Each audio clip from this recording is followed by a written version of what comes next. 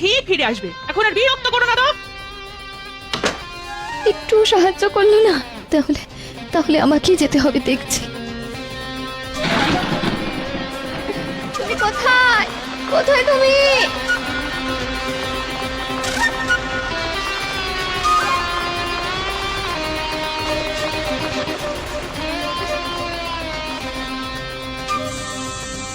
আরে গায়ের ওপর গাছের ডাল পড়ে এত বড় সাপটা কেমন কষ্ট পাচ্ছে। যেমন করেই হোক একে উদ্ধার করতে হবে।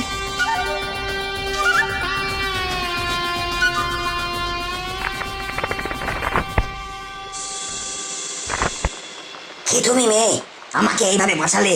আর এত রাতে তুমি এখানে কেন? আমার স্বামী ধান কাটতে এসে আর বাড়ি ফেরেনি, তাকে খুঁজতেই এখানে আসা। কিছু আগে ওই গর্তের মধ্যে একটা জোয়ান মানুষ পড়ে গেছে। দেখো তো ও তোমার স্বামী কিনা। শুনছো? তুমি কি এখানে আছো?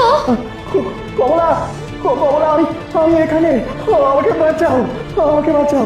ওই তো আমার স্বামী, ওই তো। দাঁড়াও মেয়ে। কমলা, কমলা, যেমন করে হোক আমাকে গর্ত থেকে তোলো, আমাকে গর্ত থেকে তোলো কমলা। এই বটের ঝুড়িটা গর্তের মধ্যে নামিয়ে সর্বশক্তি দিয়ে ধরে থাকো। ওটা ধরে উঠে আসতে পারবে তোমার স্বামী।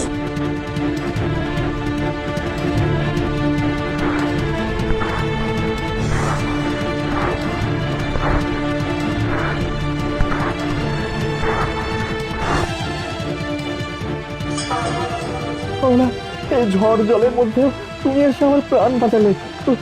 আমাদের সব ধান যে জলে নষ্ট হয়ে গেছে কমলা, নষ্ট হয়ে গেছে সব ধান।